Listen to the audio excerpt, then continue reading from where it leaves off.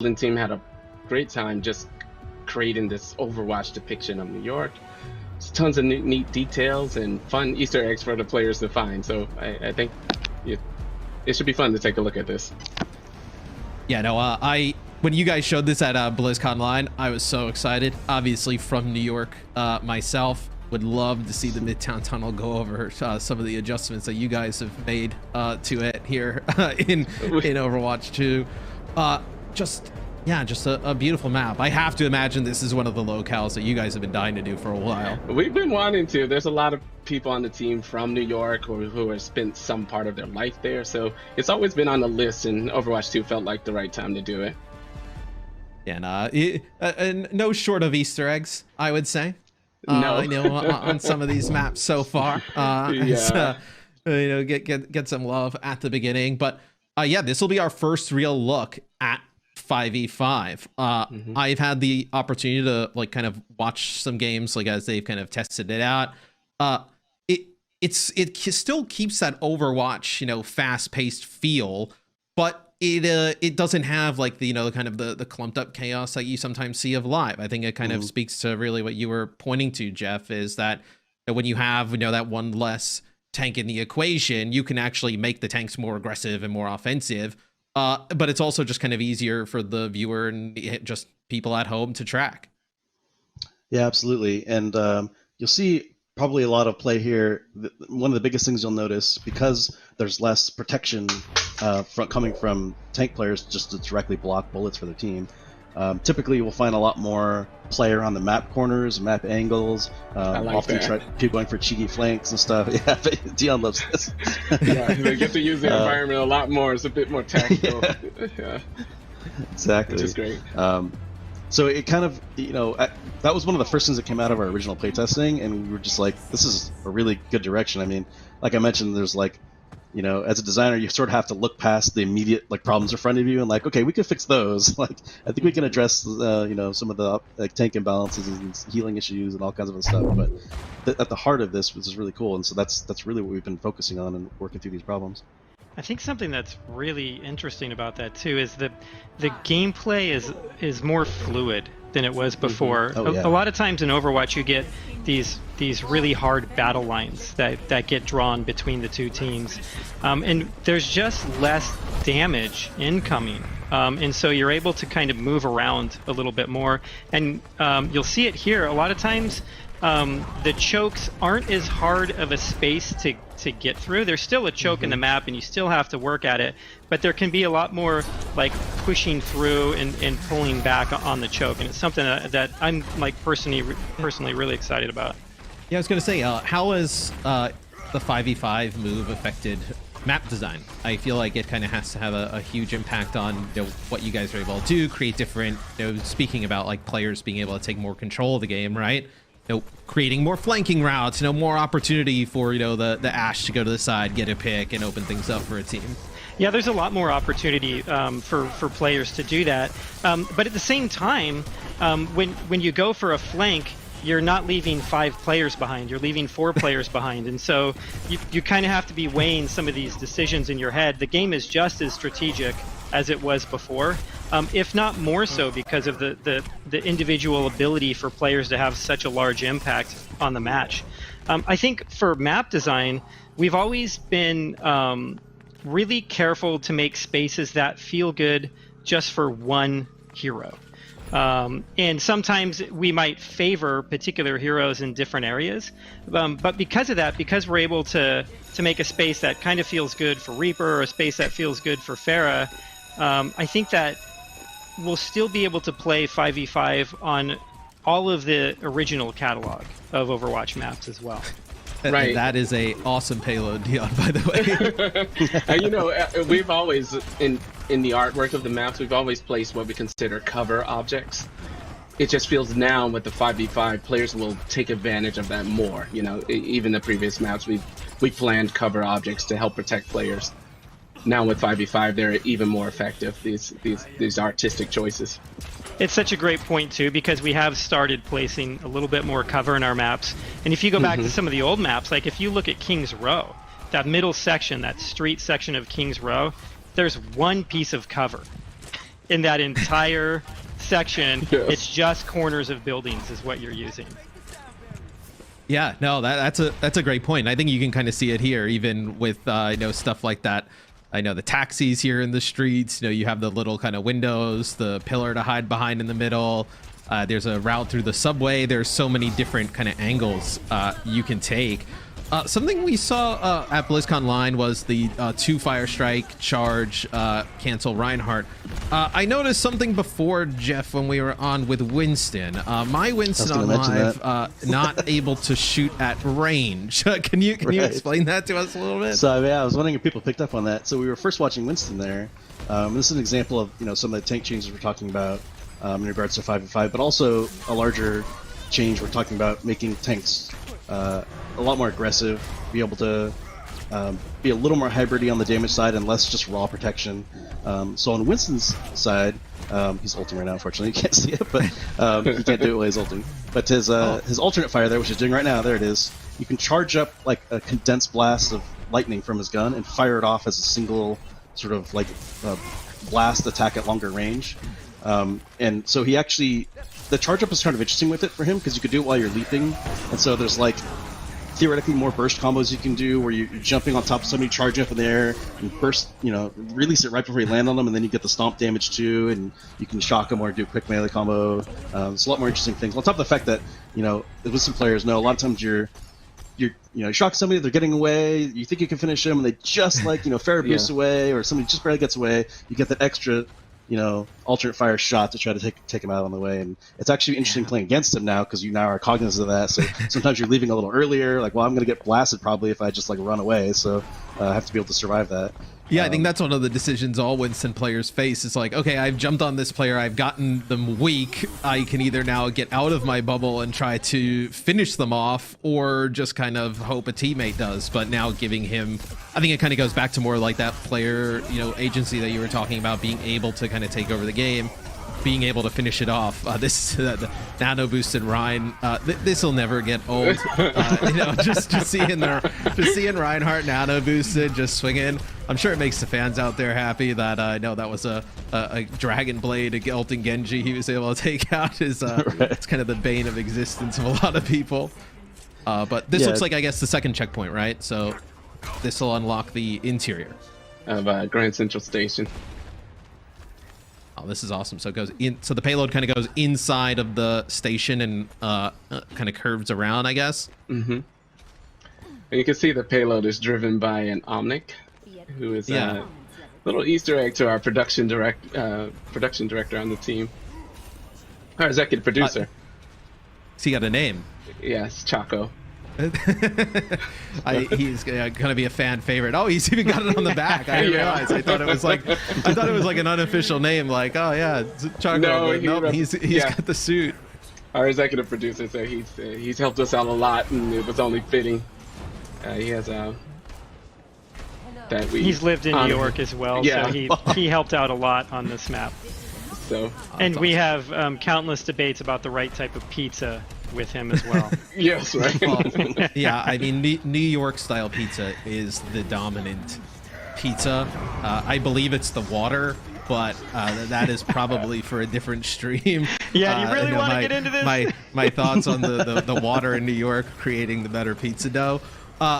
You also notice, at least I noticed, the new sounds, especially when Ash shoots. That is something that it was discussed at BlizzCon Line, but I think it's different to kind of see it in action and also to see all of the other players at the same time with those audio changes. It just makes the game feel even more realistic. Yeah, the sounds can get really punchy, and it just feels good to hold the trigger down with these different heroes. But you also get more information from it. So we've spent a lot of time not just developing what these sounds are, but how they play in different environments. So we've kind of upgraded the entire sound system across the game. So let's say when that Ash is in a side room firing from that room, you really kind of understand where they're at and what type of environment that they're in better than you did before. And then you can kind of take that information and make different decisions or additional decisions because of it. All right, so we got a map complete from the offense here. Not bad. not bad in their first go. The players are so competitive. I have to say this to the stream that we were like, yeah, this is fun. Like everybody have a great time, and then everyone's like, put your SR in the chat. We're gonna make balanced teams. Like who's playing what? It's just I feel like it's just the nature of Overwatch, right? Like it always starts off, yeah, let's play for fun, and then you lose a game. You're like, all right, like everybody pick it up. Like let's change things. It's like that meme when you're playing, relaxing in your chair, and then you lose, and you lean forward, get a little more, get the game winning posture. It's those nights of ranked where you lose like 2, and you're like, you win 1, and then you're like, all right, play to lose, and then you lose a few more, and then the next thing you know, you wake up, and you're like, well, why'd I do that? Like 500 SR down the drain. That's so this will be an opportunity to see like Roadhog has a solo tank coming in for the offensive side here. I feel like he's just gonna be even on live, right? He just takes up so much space, Jeff. Like, and he takes up space not with a shield, but like just his body. As I say that, we have a Zarya swap. But talk to me a little bit about like the thoughts on how like the Roadhogs of the world, Divas, even Zarya. I know there's some interesting stuff with Zarya as a solo tank. Yeah, so like I said before, a lot of this is still work in progress. We're still sort of addressing hero by hero. But like because once we started going to one tank, it was sort of the big question was like, kind of what direction are we pushing tanks now? We're trying to make Roadhog, a lot more static defensively and have, big barriers or something to protect his team, or do we want more the opposite? We're like to take the Reinhardts and the Rissas and Sigmas and actually give them some more aggression and be a little more like Roadhog and Diva. And so we definitely opted for that latter route after playing, because it's like, not only is it just more fun to have that kind of extra speed and aggression, but a lot of what people had a lot of comments on in the past, when the metas get too full of barriers and shields, and honestly even sometimes when there's just the one Orisa blocking you with just the chain shields, and it's just like people had comments like, I feel like I'm shooting shields all the time, like we were definitely hearing all that, and you could see some of the balance changes we made in the past in the live game and been trying to address this, but once we got into this situation where we're like, this is sort of an opportunity actually here to reduce a lot of these effects, and we still want them to be there and present and be important, and you can still block huge abilities. They still have a decent amount of health, but less than they had before. But then in response to that, you can see Reinhardt here. He hit the wall right there. He didn't cancel it, but you can cancel your charge, and you can get two fire strikes. So the canceling charge is one of those like sneaky things that seems like to some people might be kind of a minor change, but it almost like completely changes how he plays in a lot of ways. It's actually really fun because you can it has a really fast recovery when you cancel, so you can like charge up to a group and then cancel and immediately ult and just like knock everyone down. So the fact that you can even do that is its own now like sort of mini game that people play where you can kind of bluff with it. If people know you have your ult or think you have your ult, you can just charge right at them, and they're trying not to get stunned. Like they don't want to fight you necessarily like normally because they don't want to get earth shattered. So sometimes you can like bluff people and are running for cover and you didn't even have it, or you save it or something. So, and it also just allows him to get in there and be more aggressive without sacrificing his health bar. Yeah, it just sounds like another change, almost like how you kind of mentioned like stuff like that Winston combo, kind of as you're playing and testing and seeing all these different things. Like where the Winston combo, you can load up that secondary fire, come to, like get the jump damage, land on somebody, take them out. Like now you kind of have like this like little meta game with like Reinhardt play, right? Where now you kind of have like this another layer of canceling the charge, being able to. I remember there was one clip, I think, from BlizzCon Online and just like a trailer where he charges towards a team, cancels, and then shatters them all. Being able to make plays like that just seems so sick. He's also got the ability to control his charge more, so you can actually turn around corners more. Oh yeah. So the charge, while you can cancel, it's also more aggressive and it's more versatile. I think something else that's really interesting. If you look at if people have noticed what's happening with Zarya, is she has 2 charges to her bubble now. Oh, but they share charges is the trick. It's actually what we playtested in the April Fool's patch. So as people probably noted, like some of those changes a lot of them were just silly, kind of fun, like permanently flying Sigma. But there were some changes we threw in there. I was like, let's see how people react to this. I'm curious what people think. Like maybe this is something we could try. And the Zarya bubbles is one of those things. So. Aaron, it's something we just recently kind of put in, right? Oh yeah. it took me a while to get used to the new changes, but once I really dug in and settled with these changes, I realized it's how I always wanted to play Reinhardt this way, basically. Yeah. You know, the charge in and Yeah, we were smash joking about that the other day, where I'm like, yeah, like the canceling the charge just feels so right that yeah. But you're so like trained to kind of how it is, like where you're just charging into walls, Right. that I was like, I don't have to do this anymore. No. Like I can just go. Like it's such like a great quality of life change. Yeah. Yeah, something also else worth I noting- think that's go on. really interesting here is this fight's been going on for a while. Neither tank has fallen.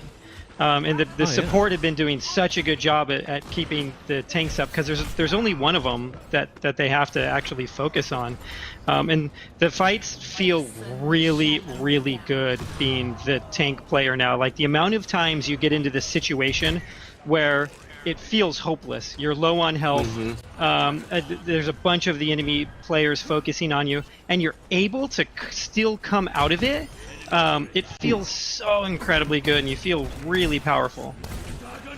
Yeah, it's I think that has to be something that you guys have kind of gotten in feedback, that from a support's point of view, you're able to dump resources into just one tank, and that also probably frees you up to do a little bit of other stuff, right? Where Batiste can do a little bit more damage. You know, Zen, you can kind of orb the tank and then focus on the damage. That probably has to be way easier in supports now. For sure. Yeah, we gotten a lot of feedback from support players that it's a lot easier to focus, and a lot of times you almost have this like communication between the two support players, and you know, you have like Mercy's like, I'm just going to be, you know, on tank duty and just be on tank basically the whole time, and you have like a Lucio or something like that just to spot heal everybody else and you can speed everybody up. But there's other strats, like sometimes we've seen people go too big heal, you know, main healers essentially, and try to just focus so hard on their tank that even with like Discord orb on them, it's just hard to kill them. So that's going to be an interesting strat too. So I'm not even sure like what their quote-unquote meta is entirely yet, especially because we're changing things all the time. I guess it's pretty hard for them to settle, but Yeah. It's been a lot of fun. This Zen UI is new. Oh yeah. It actually looks really cool. This is something obviously that's incredibly new. I think on live, like it's kind of displayed on the right. Yeah, Yeah, we're there's generally looking through this. go ahead. Sorry, Jeff. I was saying we're generally looking at anywhere we can improve hero-specific UI stuff like this, and we felt like this could use, you know, a big update and it'd be a lot more readable. Yeah, I think one of the things I'm most excited about with the healer UI is it's not just on Zen, but it's on Mercy also. You see the portrait of the player that you're healing, and so it's just a lot easier to kind of figure out who you've got instead of just using something like a nameplate, you know. And Yeah, and it's not off to the side, right? It's like center screen, so you're Yep. able to still kind of focus down the middle. yeah, and you can see his Discord is down there as well. So you have like Harmony and Discord orbs are kind of both shown on each side of the ult at the bottom of the screen. We have an overtime here. I can imagine the comms are. Everybody's starting to get pretty sweaty now. We get towards the end of the map. So this has really been, I gotta say, for you guys probably, this is probably awesome to see, like the game actually being, it's one thing I think to play, but now to like observe and be able to watch, and obviously, you know, the people you guys work with every day, this has to be pretty awesome. Yeah. Yeah, it definitely is. We've been playing it in this state for a long time too, and it's always so tough to play a game a certain way at work and then go home and it operates in a totally different way, and you're playing with people online, and you can't help but think like, if only you knew Right. what I was playing, you know, every Right. day. And so it feels really good to have that out in front of our community so they can kind of see what we've been doing.